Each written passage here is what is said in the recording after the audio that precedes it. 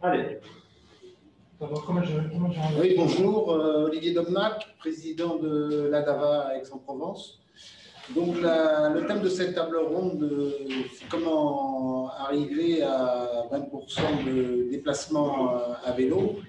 Alors, 20%, bien évidemment, c'est un rêve, puisqu'aujourd'hui, on est aux alentours de 2%, donc ça ferait 10 fois plus que l'existant, c'est absolument incroyable. Je risque de ne pas le connaître de mon vivant. Ceci dit, 20%, c'est jamais que la moitié du trafic vélo que l'on constate dans les villes du nord de l'Europe. Donc, ça relativise quand même pas mal cet objectif qui devrait être quand même réalisable. Je me rappelle quand j'étais jeune, Pompidou avait dit il faut adapter la ville au vélo.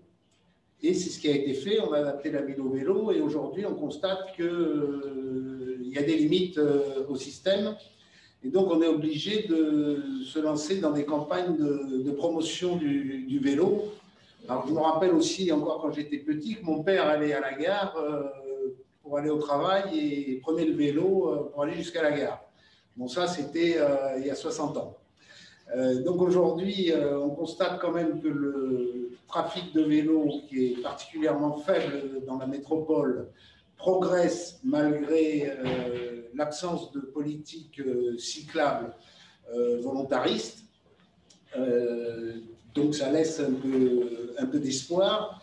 Ceci dit, on a 30 ans de retard. J'espère que dans 10 ans, on n'en aura pas 40. D'après ce qu'on a entendu à la première table ronde, tout le monde a l'air de bonne volonté. Donc, il faut qu'on garde l'espoir. Alors, l'objectif de cette... mais il y a quand même un problème, oui, j'allais oublier ce problème non négligeable, c'est qu'il y a une absence de culture vélo dans notre métropole, aussi bien au niveau des élus qu'au niveau des techniciens. Donc, il y a manifestement un problème de capacité d'expertise. Et l'objectif de cette table ronde, donc, c'est de faire intervenir des personnes qui vont nous donner les leviers nécessaires à mettre en œuvre pour arriver à cet objectif. Alors, les intervenants de cette table ronde, ils sont peu nombreux en présence, mais les autres doivent être en visioconférence. Donc, on va avoir 3 techniciens en premier lieu. Il y aura donc 2 hommes d'études. Monsieur Vincent Tinet, ici présent de l'AGAM, à l'Agence d'urbanisme de l'agglomération marseillaise. On aura ensuite monsieur Cassagne, qui est le monsieur vélo du CEREMA, donc qui est l'organisme d'études du ministère, et l'organisme dont émanent les recommandations que les collectivités sont censées appliquer, voire mettre en œuvre. On aura ensuite un 3e technicien, c'est M. Tondu, qui est donc directeur général adjoint de la métropole en charge de la mobilité. Bonjour. Et puis ensuite, on aura 2 élus. M. Didier Jo, qui est maire adjoint de Marseille, maire de 2 arrondissements, le 4e et le 5e. Et puis, maire. Ouais. Et puis, on aura M.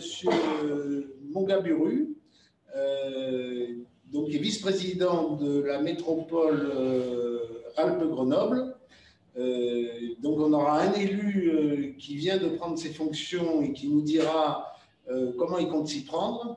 Et puis, on aura donc M. Mongaburu qui, lui, est à son 2e mandat et qui nous dira comment il a fait pour arriver à développer le vélo dans l'agglomération grenobloise qui, aujourd'hui, passe pour une des agglomérations les plus exemplaires. Donc, je passe la parole à Vincent Tinet et à Monsieur Petit, donc président de Ramdam. Donc là, je ne peux rien dire sur son intervention parce qu'il va avoir des conclusions chocs que je ne pourrais dévoiler. La parole est à Monsieur Vincent Tinet. Je vais essayer de commencer par des propos liminaires chocs, de manière à rester dans le ton de cette 2e table ronde. Donc, merci de nous avoir invités déjà. Effectivement, poser une base un objectif, une ambition même, de 20% de part modale du vélo, c'est à la fois peu et beaucoup. Et donc, je vais essayer de donner des clés, sachant que le but du jeu, c'est pas d'être dans une approche très systématique des angles d'attaque, mais plutôt d'avoir des clés d'entrée. Alors, de toute évidence, ça a été beaucoup dit dans la première table ronde, et ça a été maintenant, c'est bien connu. Il y a un lien direct entre le linéaire d'infrastructure et pratique du vélo. Ce n'est pas un lien qui est mathématique, voilà, mais c'est un lien qui est fondamental. 20% par modal du vélo, si on reprend les objectifs du PDU et qu'on fait la règle de 3, ça veut dire quelque chose comme 3000 km d'aménagement cyclable à l'échelle de la métropole. Si on prend le rythme de 100 km tous les 5 ans du plan vélo, je vous laisse faire les divisions, les multiplications et les autres opérations mathématiques pour aboutir au nombre d'années. Ça fait beaucoup. Voilà. Donc, dans tous les cas, il y a un enjeu d'aménagement qui est majeur et il y a un enjeu d'industrialisation de la transformation de la voirie et de l'espace public. Néanmoins, une fois qu'on a dit ça, je voudrais amener un petit complément par rapport à ce qui a été dit dans l'atelier d'avant. En réalité, le vrai décollage de la pratique du vélo, il ne vient pas de la création d'axes qui sont un bon lancement d'une politique de vélo, mais il vient du maillage. C'est-à-dire qu'en réalité, c'est à partir du moment où la voirie est maillée avec des aménagements vélo qu'il y a un décollage de la pratique du vélo. Alors, ça ne veut pas dire qu'il ne faut pas faire d'axes. Les axes, c'est très important parce que c'est visible et ça permet d'enclencher une politique publique. Mais ça n'est pas suffisant. Il va falloir mailler la voirie. Et de toute façon, avec un besoin en théorie de 3000 km d'aménagement, mécaniquement, il y aura une forme de maillage. Donc ça, c'est le premier point. Donc c'est voilà, effectivement, si on veut avoir un objectif et qui soit atteignable dans la vie de tous, ben, il va falloir accélérer massivement. Après la première étape, il faudra encore accélérer, puis encore accélérer, puis encore accélérer. Deuxième point qui est très important, c'est que quand on atteint 20% de part modale du vélo, ben, ce n'est pas que la voiture qui diminue, c'est l'ensemble des modes de déplacement qui sont recomposés. Alors, pour donner un ordre de grandeur, à Amsterdam, on est à 30% de part modale de la marche à pied. À Marseille, on est à 40%. Voilà. Donc, il ne faut pas être dans l'idée que plus de vélos égale moins de voitures. Non, ce n'est pas vrai. C'est l'ensemble du système qui se recompose, bien entendu, d'abord en faveur d'une plus grande multimodalité, du mode de déplacement plus propre, plus actif, avec plus d'activité physique. Ça a un impact obligatoirement sur la pratique des transports en commun. Donc voilà, c'est bien une recomposition. Une recomposition de l'espace et une recomposition des pratiques modales. Donc ça, c'est fondamental. Hein. C'est juste une question d'honnêteté et de bonne prise de conscience. Et je pense qu'effectivement, le vélo, moi je rajouterai aussi la trottinette, etc. Tous ces modes-là sont des modes qui sont extrêmement intéressants sur plein de champs. Et donc, il n'y a pas de raison que parce qu'il diminuerait tel ou tel autre mode qui ne serait pas stigmatisé comme la voiture, ben, on ne devrait pas faire de vélo. Je voudrais en particulier insister sur les scooters et les deux-roues motorisés. À partir du moment où on recompose l'espace public, à partir du moment où on met un peu de pression sur l'usage de la voiture, très clairement, et on l'a vu très clairement à Marseille, ben, ça favorise l'usage des scooters et des motos. Il y a quand même une forme de conflit entre ces deux modes-là, et il faudrait faire attention qu'atteindre un niveau élevé de la pratique du vélo ne soit pas accompagné par un niveau élevé de pratique du scooter et de la moto. Ça pollue autant, voire plus qu'une voiture, ça fait plus de bruit, il y a d'énormes problématiques d'accidents de la route. C'est un mode qui pose d'importantes enjeux en tout cas. Donc voilà, il faut faire aussi attention aux effets secondaires d'une politique cyclable et de maîtriser ces évolutions de comportement. Donc ça, c'était les trois premiers points que je voulais aborder. Et il y en avait un dernier, je prends mes notes. Oui, c'est évident qu'à tel niveau d'ambition, mais ça a été beaucoup dit ce matin, donc je vais essayer de pas trop réinsister là-dessus. On ne peut pas être sur un modèle de transformation de l'espace public qui serait un modèle ultra qualitatif, de type Vieux-Port, de type centre-Vildex, etc. Donc il va falloir combiner un haut niveau d'ambition d'espace public là où c'est pertinent, avec vraiment l'urbanisme tactique, des choses concrètes, rapides, opérationnelles. Et donc ça demande d'être agile dans les solutions. Donc ça, je n'ai pas incité parce que je trouve que ce matin, ça a été bien approprié. Donc voilà, je pense que c'est assez clair. Donc globalement, le 20%, il n'y a pas de raison qu'on n'y arrive pas un jour. Il y a un problème de rythme et de comment dire, de rythme, d'industrialisation. Je ne sais pas si c'est le bon terme, mais moi, c'est un peu le modèle que j'ai. Au bout d'un moment, il faut quitter l'artisanat et il va falloir y aller de manière massive. Oui, et le dernier point que je voulais dire, qui est un peu ma conclusion, c'est que je prends la casquette d'urbaniste. Au bout d'un moment, il y a réellement des hauts niveaux de part modale, des hauts niveaux de comportement des gens, que s'il y a des évolutions de comportement, de lieu de travail, d'organisation des services dans l'espace public, de mixité, etc. Et donc, pour atteindre un haut niveau, il faut qu'il y ait une évolution des pratiques et de l'organisation territoriale. Donc, dans notre jargon à nous, c'est ce qu'on appelle la ville du quart d'heure, la ville de la proximité. Mais l'un va avec l'autre. Si on continue de mettre des zones d'activité n'importe où, d'étaler le commerce, de faire de l'habitat à faible densité, eh ben, il n'y aura pas 20% de pratique du vélo. Pour faire accompagner le vélo, il faut sur le long terme, de manière structurelle, faire évoluer notre modèle de développement urbain. Et l'un va avec l'autre, l'un permet l'autre. Il faut qu'il y ait les deux dispositifs qui se mettent en place. Merci. Sur cet éclairage en termes de planification, en particulier de l'aménagement du territoire. Ceci dit, peut-être que tu pourrais dire un mot sur la nécessité de la volonté politique, parce que ça a été abordé dans la table ronde précédente. C'était plein de bonnes intentions, mais il y a un problème concret qui est le problème du stationnement des voitures. Dans la mesure où le réseau viaire n'est pas toujours suffisamment dimensionné pour permettre la création de pistes cyclables, en fait, la solution, ce serait de transformer certaines rues en sens unique, voire sur d'autres rues, de supprimer le stationnement. Or, politiquement, c'est un problème délicat, dans la mesure où les élus sont élus, quel que soit leur bord, par 80% d'automobilistes.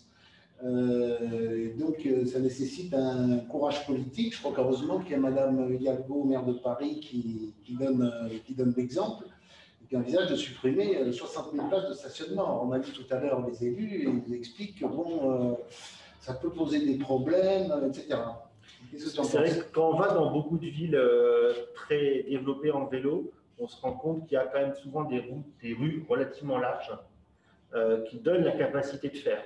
On est dans des espaces méditerranéens ou dans les espaces urbains un peu anciens. La tradition, la manière de répondre aux questions climatiques, c'est de faire des rues étroites pour avoir de l'ombre et puis de conserver la fraîcheur, etc., planter.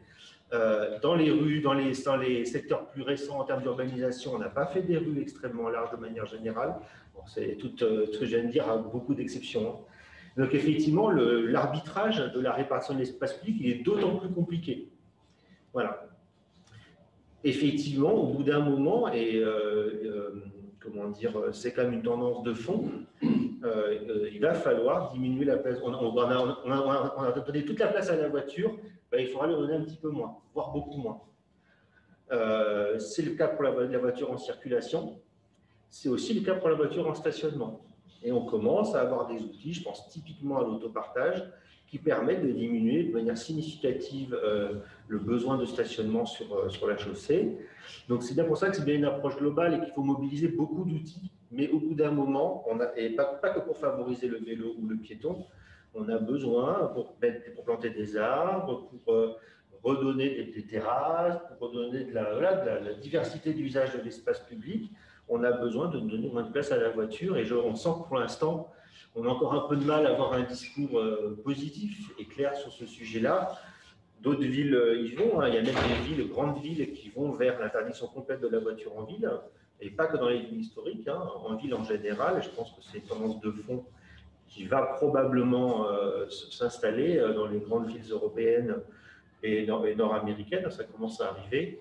Dans les 20 ou 30 ans à venir, ça sera un vrai sujet. Et pour ça, on va pouvoir mobiliser tous les outils, à la fois de mode alternatif, mais aussi de solutions alternatives pour que les habitants puissent continuer à avoir une diversité de solutions de mobilité. Et je suis content que tu aies parlé de l'autopartage parce que ça n'a pas été évoqué ce matin. Il faut dans la métropole, il y a un service à Marseille, à ma connaissance, c'est le seul. Il y en a même deux à Marseille. Et qu'en fait, l'autopartage permet de réduire le nombre de voitures en circulation, puisqu'on considère qu'une voiture en autopartage permet d'éviter entre 7 et 10 voitures. Quoi, hein, Ce qui va être compliqué sur notre territoire, c'est que là, c'est très grande ville. Et dans grande ville, je mets Aix par certains côtés. C'est quand même une ville universitaire avec une forte densité. Je pense que le gros enjeu de notre territoire métropolitain, c'est les villes moyennes.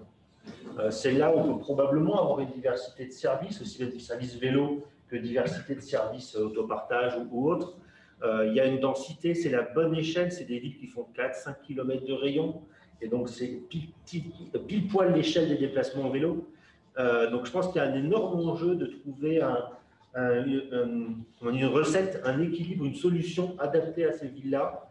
Donc c'est les villes qui vont de Gardanne, Martigues, Pertuis, La Ciotat, voilà, ce type de communes-là, je pense qu'ils sont très adaptés au vélo, mais il faut trouver l'équilibre de solutions qui leur est adapté, parce qu'on ne va pas appliquer à La Ciotat la recette qu'on peut imaginer ou trouver à Marseille ou à Bruxelles ou à Amsterdam. C'est une solution un peu différente.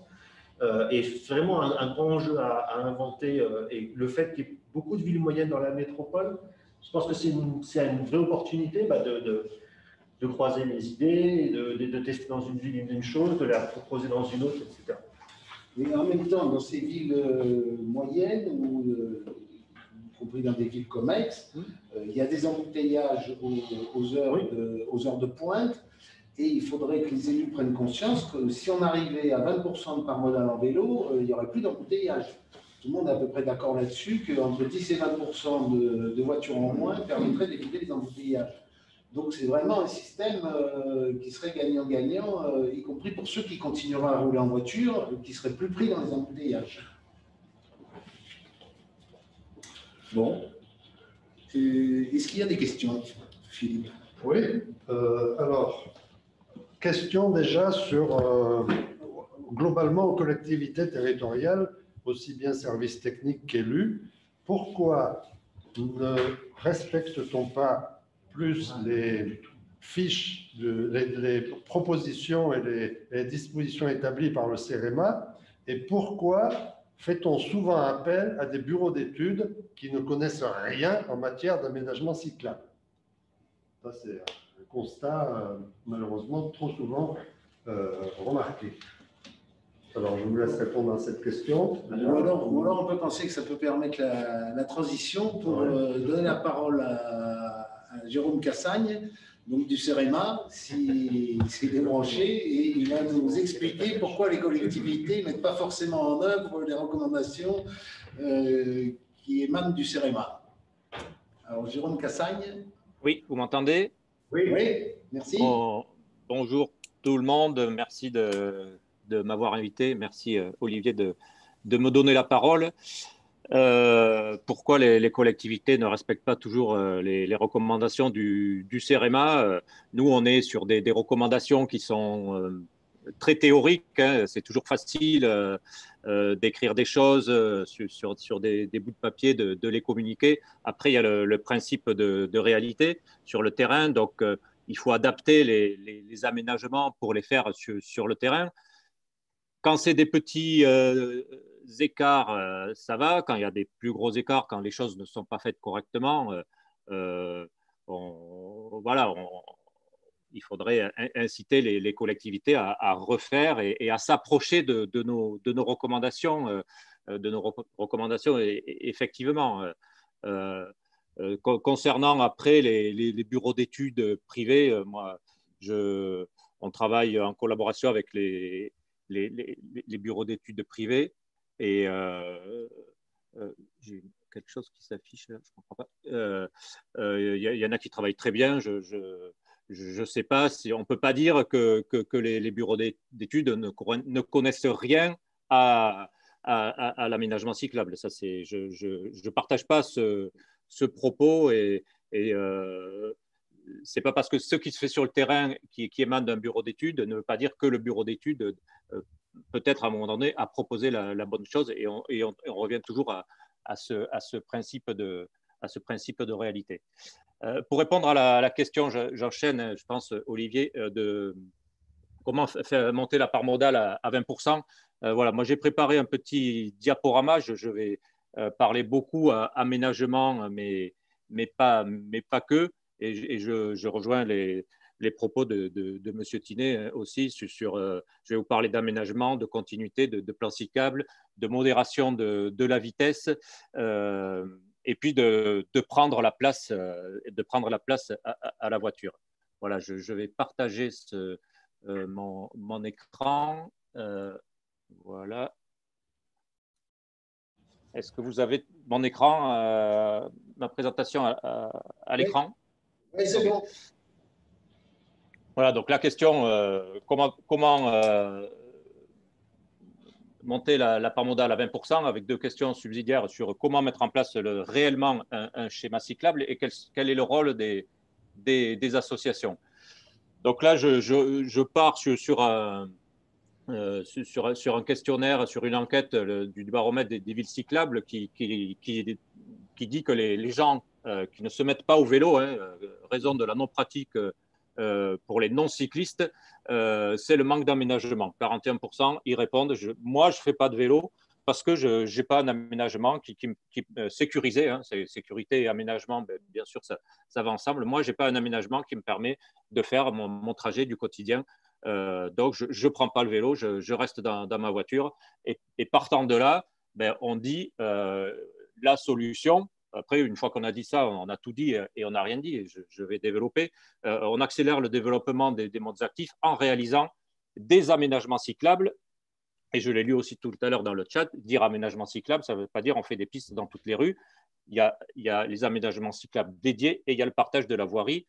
Donc, la généralisation la généralisation des zones 30. Aujourd'hui, on a cette réelle certitude, c'est qu'on a un lien tout à fait fort entre les aménagements qui sont réalisés et la part modale vélo.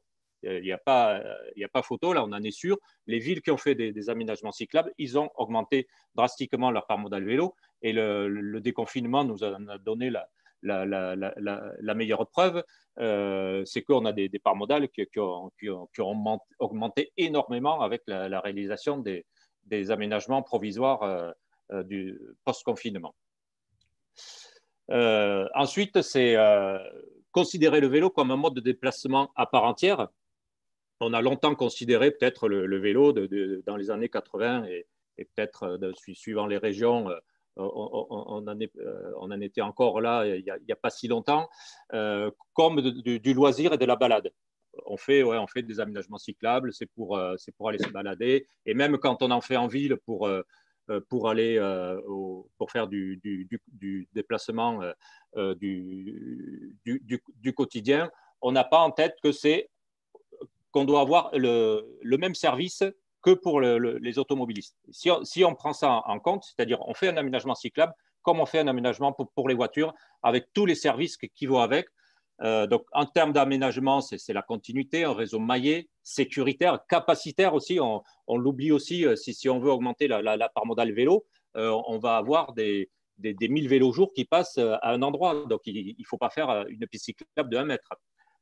Des axes structurants prioritaires, ça c'est aussi important de dire, sur ma ville, je fais X axes qu'on essaiera de rendre prioritaires dans les carrefours, en adaptant les phases de feu, par exemple. Après, il y a toute la notion des services, bien sûr, le stationnement dédié au vélo. Moi, je prends toujours cet exemple-là. Imaginons le déplacement à voiture si le stationnement était aléatoire. C'est-à-dire le stationnement, comme pour le vélo aujourd'hui, pour la voiture, il est aléatoire. Je vais à un endroit, mais je ne suis pas sûr de garer ma voiture sur une place de stationnement. On voit bien que ça va de pair. On a voulu développer les infrastructures pour les voitures et on a développé du stationnement. Et aujourd'hui, il y en a pléthore. C'est aussi un sujet, le stationnement des voitures. Après, on va travailler sur l'intermodalité pour les distances plus importantes. Sur la communication, bien sûr, la communication faite par tous les acteurs, que ce soit associatifs, tous les acteurs doivent communiquer de façon sur les enjeux du vélo, hein, de façon positive, bien sûr, sur le vélo, y compris sur ces incitations financières qu'on voit naître là, depuis quelques années, le forfait mobilité, l'aide à l'achat. Donc voilà, considérer le vélo comme un mode de déplacement à part entière, ça doit être la volonté de tous les décideurs. Ils doivent être d'accord là-dessus et cette volonté de tous, hein, des techniciens comme des politiques, elle est très, très importante. Ensuite, pour arriver à développer ces aménagements cyclables et donc faire monter cette part modale vélo, il y a l'importance de planifier les aménagements. Alors, on en a beaucoup, ça a beaucoup été évoqué ce matin et la métropole est en plein là-dedans, sur son schéma cyclable qui est planifié. Aujourd'hui, on a la loi d'orientation des mobilités qui a maintenant un an, qui impose dans les plans de déplacement ex-PDU, donc soit le plan de déplacement, soit le plan de déplacement simplifié pour les plus petites communes, un volet relatif à la continuité et à la sécurisation des itinéraires piétons et cyclables. Et donc, ça découle aussi sur les schémas de mobilité active, les schémas cyclables, le schéma, voilà, on préfère dire schéma de mobilité active parce qu'on intègre comme ça les piétons. Et ces schémas peuvent être faits à toutes les échelles. La métropole fait un schéma, mais une petite commune, un village de la métropole peut faire son schéma, bien entendu. Donc voilà, ces schémas, je passe à la deuxième question. Comment élaborer ce schéma? Donc la première chose, c'est la réduction des vitesses des véhicules motorisés. C'est vraiment la première chose. On généralise les zones de circulation apaisées. Là, je ne vous le passerai pas, il y a un petit film du CEREMA, j'essaierai de le mettre dans le lien tout à l'heure, qui précise à quel moment on va séparer et faire de la mixité. Et le seuil, même en zone 30, c'est 4000 véhicules jour. Au-delà de 4000 véhicules jour, on considère que le vélo n'est pas en sécurité, même dans une zone 30, donc il faudra faire des aménagements particuliers. Ensuite, c'est ce que je disais aussi en introduction, c'est accepter de réduire l'espace dédié à la voiture, que ce soit en circulation ou en stationnement. J'ai 3 petites photos. Donc, on ne prend pas sur l'espace piéton, on ne vient pas mettre de la peinture sur un trottoir de 3 mètres pour dire il y a 1 mètre 50 vélo, 1,50 m pour les piétons. Ce n'est pas comme ça qu'on va actionner le report modal. Le report modal, on veut qu'il ait lieu de la voiture vers le vélo et on ne veut pas prendre au piéton, on ne veut pas prendre non plus trop au TC, on veut prendre à la voiture. Donc, ça veut dire que si on veut que cette part modale, on la prenne à la voiture, ben, il faut prendre l'espace à la voiture, au stationnement et au fil de circulation. Là, vous avez un exemple. Avant-après, c'est une artère de Montpellier, le célèbre pont de Pierre à Bordeaux. Et encore, je n'ai pas été plus loin dans la photo avant, qui est une photo de 2012, pardon, où on n'avait pas le tramway, donc il était 100% voiture. Aujourd'hui, il y a 0 voiture. Il y a 0 voiture sur le pont de Pierre à Bordeaux. Avignon, plus près de chez nous, le pont d'Aladier, 3 voies de circulation en 2000, en 2008. En 2016, on fait une piste cyclable de 3 mètres à la place d'une voie voiture. Et on redonne du coup de l'espace aux piétons, puisque à l'origine, vous le voyez sur la photo du haut, les cyclistes étaient avec les piétons. Et puis, un élément essentiel, et je rejoins M. Tinet sur l'urbanisme tactique, c'est de faire des aménagements rapides, visibles et utiles. Donc là, je vous ai mis le guide qu'on avait édité pendant le confinement. Donc, faire des aménagements provisoires, on peut en faire tout le temps. Hein. On a fait ce guide pendant le confinement, pendant la crise sanitaire. C'est pas du tout lié. C'est pour ça que je n'aime pas du tout le terme de coronapiste. Voilà, déjà, donner le nom d'un virus à un aménagement cyclable, c'est pas très bon, je trouve, pour la communication. Donc, on parle bien d'aménagements provisoires qui peuvent être faits tout le temps. pas que pendant le… Donc, on teste. L'idée, c'est bien de tester. On regarde comment ça se passe et après, on fait endure, on pérennise. Et puis, réaliser des petits aménagements tout de suite. Donc, commencer à généraliser la zone 30 quartier par quartier. Ça peut se faire très rapidement. Pas besoin d'attendre des autorisations de l'État. Voilà, j'ai entendu des choses ce matin. Généraliser les doubles sens cyclables, pas besoin d'attendre des autorisations de l'État non plus. Intensifier les CD de passage cycliste au feu. Depuis 2012, on peut faire des passages cyclistes au feu. Donc voilà, ça, c'est des choses qu'il faut faire, que les gens voient tout de suite, qui peuvent se faire en même temps quand on déclare le schéma cyclable, par exemple. Dans les aménagements rapides, visibles et utiles, il y a la neutralisation de la place de stationnement. Donc ça, c'est une obligation aujourd'hui avec la loi d'orientation des mobilités de décembre dernier. Donc il y a un an, donc on supprime la place de stationnement. Donc ça, c'est dans tous les projets neufs, c'est une obligation maintenant. Et en 2026, ce sera tous les passages piétons devront être aux normes, c'est-à-dire qu'on supprime la place en amont, 5 à 10 mètres. Et donc ça, c'est plus pour la sécurité du piéton. Mais la conséquence, c'est aussi qu'on peut y mettre du stationnement pour les vélos, puisque la loi demande de supprimer le stationnement motorisé. Donc, on peut mettre du stationnement vélo à la place de ce stationnement motorisé. Donc, ça, tous les aménagements neufs, OK, mais vu qu'en 2006, il faudra que ce soit tous les passages piétons devraient être aux normes, autant s'y prendre tout de suite. Et ça peut être fait aussi tout de suite, quoi. Demain, on peut aller enlever une voiture et mettre 4 arceaux vélos sur une place de stationnement. Voilà, donc il y a cette importance-là de faire des choses tout de suite visibles qui vont venir voilà, faciliter la cycliste et mailler un peu plus le schéma cyclable. Et puis, bien sûr, il y a affecté un budget conséquent et dans un plan pluriannuel de réalisation.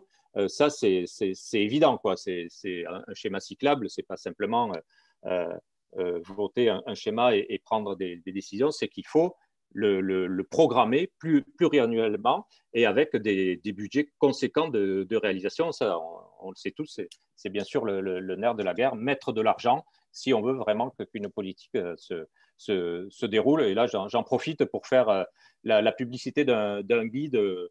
C'est quelque chose qui n'existait pas. On avait toujours du mal à calculer le coût des aménagements cyclables. Et ça a une semaine, le Club des villes et territoires cyclables vient de publier ce guide et j'ai vu que Jean-Yves Petit en avait fait aussi la promotion sur son réseau. Et puis, bon, rapidement, parce que je pense que j'ai pris un peu de temps, quelle place pour l'association? On l'a dit ce matin aussi, c'est collaborer avec les collectivités et j'étais content de voir que les collectivités, que ce soit les élus ou les techniciens, étaient d'accord avec ça. Donc, c'est intégré dès l'origine du projet, dès le schéma cyclable même, les associations, parce que c'est la parole des usagers. C'est eux qui vont être sur le vélo. Donc, c'est très important d'associer les associations qui pourront aussi être là pour agir sur le respect du Code de l'environnement, les L228.2 et L228.3. L228.3 qui est pour l'interurbain et qui est une nouveauté qui demande aux collectivités d'évaluer le besoin de faire des aménagements cyclables hors agglomération. Et puis communiquer sur les différents enjeux d'une politique cyclable aboutie, mais que vous connaissez tous et que je vais pas détailler plus que ça ici. Voilà, j'ai terminé ma présentation et s'il y a des questions, je suis là pour y répondre. Merci Jérôme pour cette intervention complète. De nombreux auditeurs demandent s'ils pourront avoir communication du PowerPoint pour en parler à leurs élus. J'imagine que il n'y a pas de souci, c'est ce que je me disais. Avant de voir les éventuelles questions qui ont été posées sur le chat, Je voulais juste rappeler que l'objectif de l'État annoncé pour 2024, c'est 9% de part modale pour le vélo. J'espère que tu confirmeras. Oui. Ensuite, on note quand même une certaine crainte des élus à expérimenter, alors que tu l'as dit, c'est quand même une façon d'avancer qui est incontournable, quitte à revenir en arrière. Puis enfin, troisième point, concernant le budget, la moyenne nationale, si mes chiffres sont bons, c'est 9 € par habitant et par an. Si je prends le cas de la ville d'Aix, par exemple, avec 150 000 habitants, en arrondissant à 10 €, il faudrait 1,5 million par an. Et à l'heure actuelle, on est plutôt à 500 000, quoi. Donc au tiers de la moyenne nationale. Et ensuite, je pense qu'il faut rappeler que des villes comme Amsterdam ou New York, qui sont bien en avance sur nous, consacrent 30 € par habitant et par an. Merci de confirmer. Oui, je confirme sur le plan vélo, c'est ce qui a été annoncé par Elisabeth Borne dans l'annonce de son plan vélo de 2018. Donc, c'était triplé la part modale vélo. On voit que déjà le temps passe et c'est à 2024. Ça paraît. Certaines villes vont y arriver. Je pense que cet objectif général à 9% sur l'ensemble du territoire, il sera très dur à atteindre. Après, l'État met quelques moyens. Ça a été rappelé dans le chat tout à l'heure. Il y a l'appel à projet pour les continuités cyclables, 50 millions d'euros par an, le savoir rouler, on en a parlé. Bon, il y a plusieurs actions. Il y a l'accompagnement, les appels à projet de l'ADEME pour accompagner les collectivités, les lauréats dans la réalisation de schémas cyclables. Donc, voilà, faut quand même souligner qu'il y a ce plan vélo de l'État, qui est le premier plan vélo aujourd'hui qu'on ait eu. Il n'y a jamais eu de plan vélo avant. Donc, il y a quand même une ministre qui s'est engagée, un gouvernement qui s'est engagé et qui fixe des enjeux, des parts modales. Donc, l'État est quand même là. Et après, on peut toujours regretter que ça pourrait être 3, 4, 5 fois plus sa participation en termes de financement, mais c'est mieux que zéro. C'est mieux que zéro aujourd'hui. Sur l'expérimentation, oui, moi c'est vraiment, on voit ce qui s'est passé dans les grandes villes. Paris a augmenté le nombre de déplacements vélo de 60% depuis les chiffres avant le confinement par rapport à l'an dernier, en faisant des aménagements expérimentaux. Enfin, je ne sais pas si c'était la question expérimentale ou provisoire, mais en faisant des aménagements provisoires, les villes ont augmenté le nombre de leurs déplacements de façon énorme. C'est Vélo et Territoire, l'association Vélo et Territoire, qui fait une lettre mensuelle sur les évolutions des déplacements vélo. Et c'est assez remarquable quand même. Hein. Et ça, voilà, ça refait penser que c'est en faisant des aménagements cyclables qu'on crée la part modale vélo. Et puis sur le budget, oui, je confirme que ces chiffres-là que j'avais pas, que je confirme effectivement sur le budget par an, par habitant, et c'est bien en ayant les moyens de faire qu'on arrivera bien sûr à faire des aménagements. Mais ceci dit, un aménagement provisoire, ça a un coût vraiment moindre que c'est un moyen de faire rapidement, et ce que j'ai présenté aussi en généralisant la zone 30, en faisant des doubles sens cyclables, en utilisant céder le passage cycliste au feu. Ça, c'est des petites mesurettes, hein, mais qui pour un cycliste, c'est énorme, quoi. Ça fait partie d'un plan vélo. Il n'y a pas que les grosses infrastructures, il n'y a pas que les autoroutes à vélo, si on peut les appeler comme ça, qui valent plus cher, mais forcément moins cher qu'un aménagement routier pour les voitures. Mais voilà, il n'y a pas que l'aménagement qualitatif qui est capacitaire. Il faut faire aussi les petits aménagements à côté qui peuvent être faits rapidement et avec un budget moindre. Merci. Juste une dernière question, une réponse très rapide. Est-ce que les communes, les petites communes en particulier, sont obligées de faire d'avoir un schéma cyclable? C'est une obligation facultative?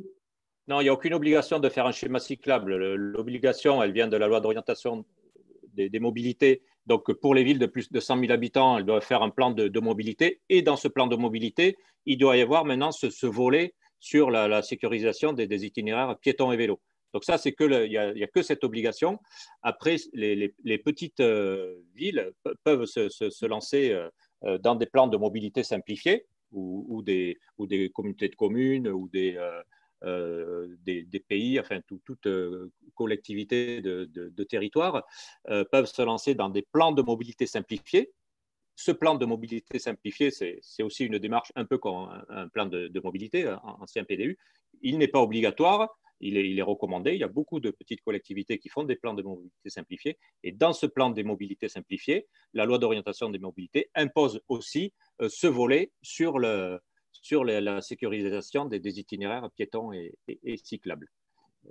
Voilà, il n'y a pas d'obligation, mais on a la même démarche. On peut faire un schéma cyclable, bien sûr, pour moi, je fais des schémas cyclables pour des villages de 3000 habitants.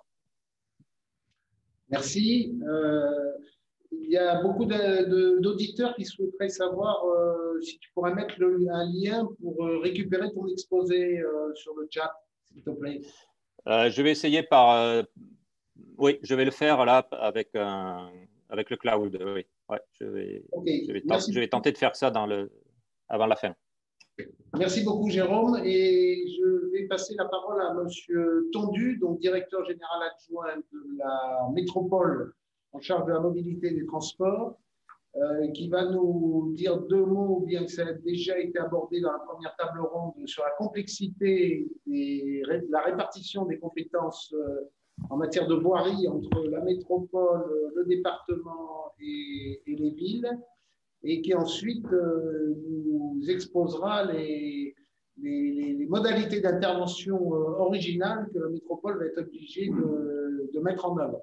Je commencerai juste par juste un tout petit exemple.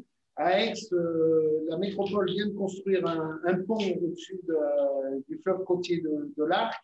Alors, l'avenue qui mène au pont, c'est compétence départementale. D'un côté, c'est une route départementale, donc c'est compétence département, et de l'autre, c'est une voie communale, donc c'est compétence de la commune. Donc, l'association que je représente est obligée de parler à trois interlocuteurs pour arriver à un résultat assez déplorable, c'est-à-dire que d'un côté, il y a un trottoir qui est exclusivement réservé aux vélos, et de l'autre, il y a un trottoir qui est partagé piéton-vélo. Enfin, je pense que c'est le contre-exemple parfait. Je vous laisse la parole, Monsieur Tondu, et je vous remercie d'avoir bien voulu intervenir. Oui, bonjour. Merci effectivement de votre invitation. Beaucoup de choses ont été dites par les intervenants précédents, que ce soit lors de la première table ronde ou lors de celle-ci. Je ne vais pas revenir sur le titre de cette table ronde, mais néanmoins, un point important, c'est qu'effectivement, vous parlez de 20% de part modale du vélo. C'est un objectif qui peut être mobilisateur, mais je pense qu'il faut quand même qu'on travaille, et c'est ce qu'on s'est efforcé de faire, nous, de notre côté, à différencier cet objectif. 20% en moyenne, ça ne veut pas dire grand-chose. Je pense que 20% d'ici 2030, c'est difficilement atteignable. Je pense que se fixer des objectifs trop ambitieux, c'est ce qu'a dit M. Cassagne d'ailleurs sur les objectifs de l'État, c'est aussi se condamner à ne pas les atteindre et à constater après que finalement, ce n'était pas la peine d'agir puisqu'on n'a pas atteint les objectifs. Donc nous, on préfère se fixer des objectifs peut-être un peu moins ambitieux, mais réalistes, et se donner vraiment les moyens de les tenir et de les évaluer. C'est important aussi de pouvoir mesurer. Je le dis parce que notre plan de déplacement urbain, effectivement, se fixe un objectif qui peut paraître un peu en retrait par rapport à ce que vous avez indiqué, de 5% de part modale, mais c'est sur l'ensemble des déplacements sur toute la métropole. Donc, quand on le décline territorialement, ça veut dire au moins 10% sur les villes de Marseille et d'Aix et au moins 15% dans le centre de ces villes. Donc, ça veut dire que c'est une multiplication par 5 à peu près, peut-être plus, des pratiques modales actuelles. Pour ce faire, Jérôme Cassagne l'a fort bien dit, il faut créer un véritable système du vélo. Quand on déplore autour de ces tables rondes, effectivement, la place que la voiture a prises dans nos villes, c'est intéressant de se pencher sur la façon dont le système voiture s'est développé, s'est imposé dans la société occidentale en général, maintenant un peu partout dans le monde, à travers eh bien, non seulement des véhicules, mais aussi des infrastructures, mais aussi des services à la voiture, des stations-service, des auto-écoles, des systèmes de commercialisation, des concessionnaires, des loueurs de voitures, et puis tout un mode d'urbanisation qui a accompagné la voiture avec des grands parkings devant des commerces en périphérie, avec un urbanisme étalé, avec du stationnement partout, et puis à travers une image. La voiture, pendant très longtemps, pendant toutes les 30 Glorieuses, avait une image sociale très valorisée, très valorisante, promue par la publicité, par un certain nombre de revues, etc. Et c'est ça qui a suscité finalement la généralisation de la voiture. Il faut qu'on s'inspire peut-être un peu de ça pour le vélo, pour faire en sorte qu'il y ait un véritable système du vélo qui se mette en place dans nos territoires. Et donc, ce n'est pas seulement une question d'infrastructure. Alors, j'ai bien entendu, c'était l'objet de la première table ronde, que les pouvoirs publics étaient à juste titre interpellés sur l'infrastructure, parce que c'est un peu la base du reste. Mais il faut aussi, et on essaie d'y travailler, que le reste du système vélo, c'est un peu ce qu'a présenté sur une de ces diapos Jérôme Cassagne, que les autres, tout ce qui accompagne le développement de la pratique du vélo, en termes de services, en termes de stationnement, en termes de formation, en termes de services privés aussi, de vente de vélos par exemple, se développe, et que l'image aussi du vélo progresse. Pardon de le rappeler, mais moi quand j'étais enfant, le vélo c'était totalement ringard. Personne, enfin, des familles qui accédaient à la classe moyenne étaient très heureuses de troquer le vélo, qui était un petit peu le symbole de la génération d'avant, pour la voiture, et de s'installer dans une maison en périphérie où on avait 2 voitures. Et donc, il faut reconstruire, c'est ce que vous contribuez à faire, notamment à travers des journées comme celle-ci, reconstruire une image positive et valorisante du vélo. Tout ça fait partie du système du vélo. Voilà, donc tout ça pour dire qu'effectivement, on ne doit pas agir uniquement, j'ai l'impression que les discussions se centrent beaucoup sur les infrastructures, mais ce n'est pas qu'une question d'infrastructure. Bon, puisqu'infrastructure il y a, je vais quand même en parler. Effectivement, la caractéristique de notre territoire, c'est la multiplicité des gestionnaires et des maîtres d'ouvrage des infrastructures. Bon, c'est une situation à laquelle le législateur a tenté de remédier en imposant, à travers la loi MAPTAM, la loi NOTRe, une volonté d'avoir un gestionnaire unique qui serait la métropole, hein, c'est le cas dans d'autres métropoles, qui reprendrait à la fois toute la voirie des communes et la voirie départementale. Bon, c'est pas aujourd'hui ce qui a été fait, ça a été un choix, ça a été aussi une évolution de la loi, puisque le législateur a 2 fois reporté le transfert de la voirie des communes vers la métropole.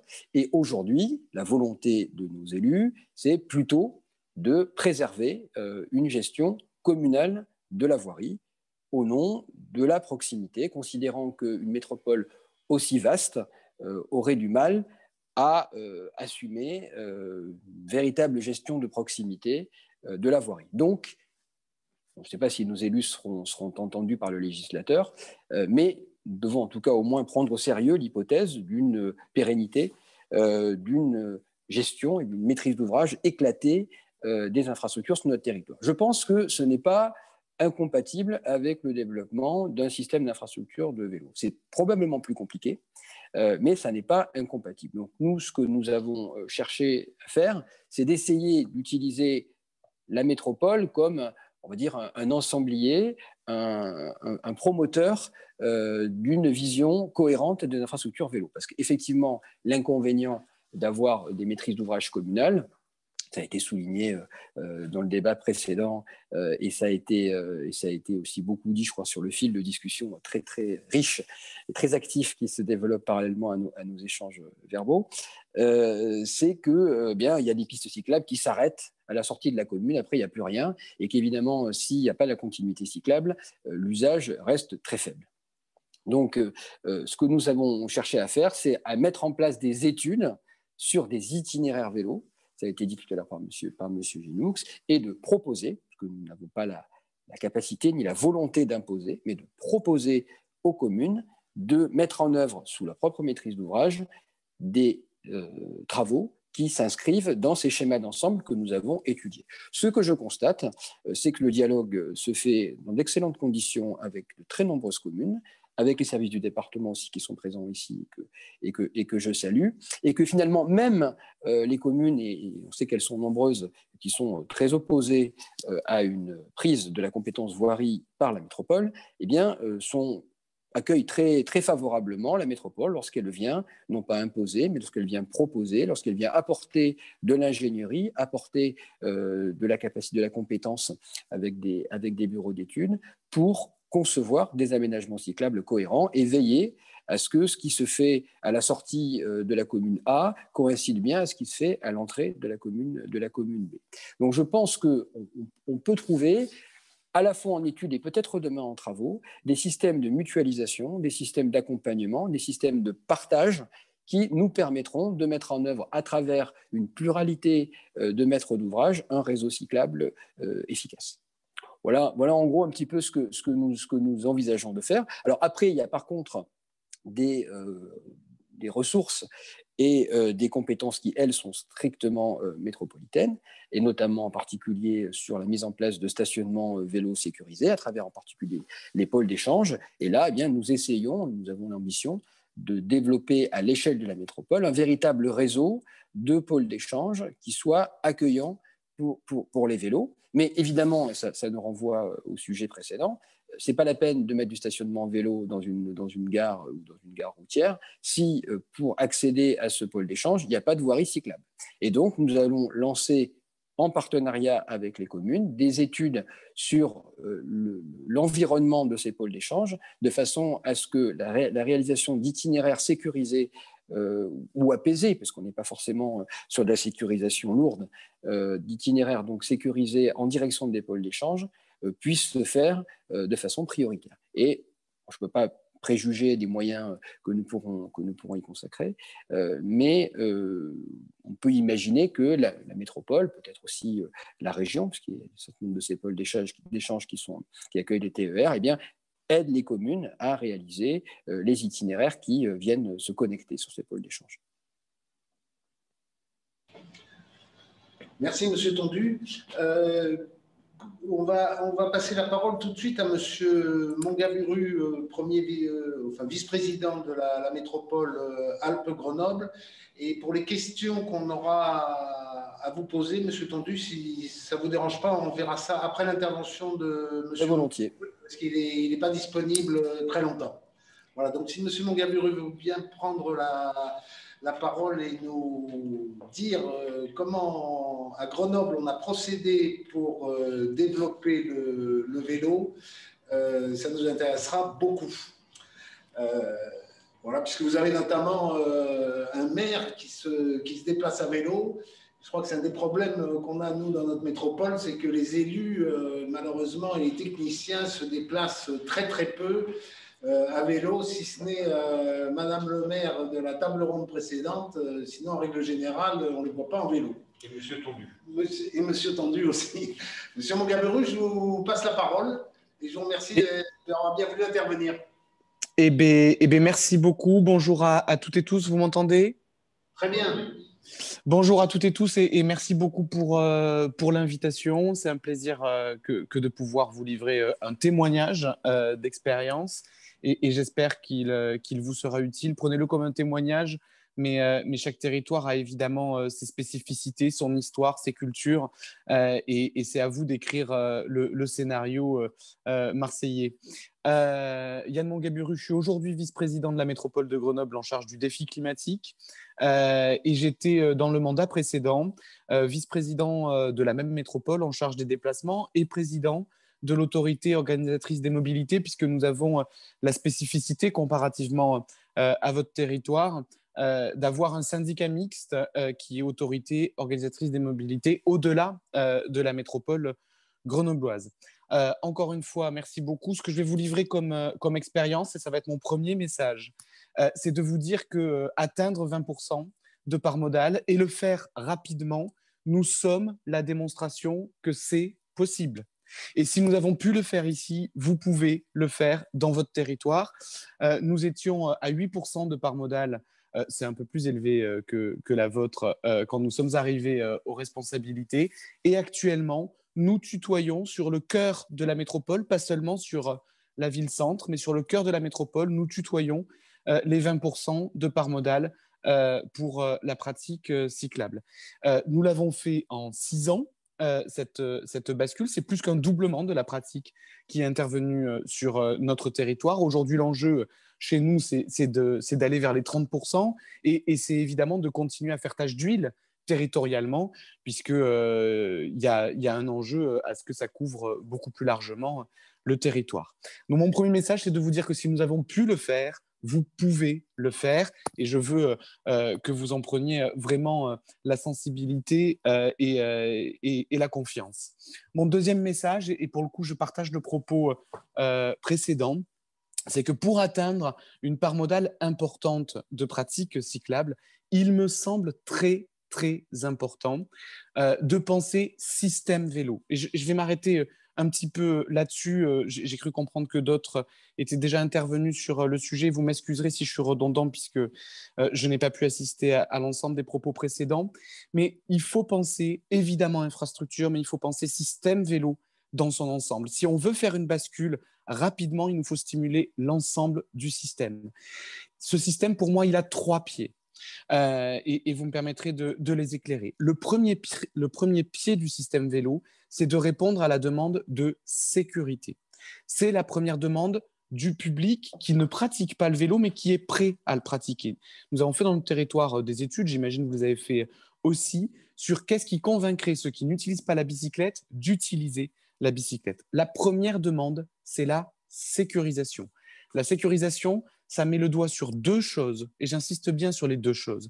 Évidemment, et en premier lieu, la création de pistes cyclables continues. Et je parle bien de pistes, parce que ce qui donne le sentiment de sécurité à ceux qui ne sont pas des pratiquants de la bicyclette, c'est d'avoir des pistes séparées du reste de la chaussée. Donc l'enjeu de pistes larges, continues et séparées est le premier déterminant de sécurité.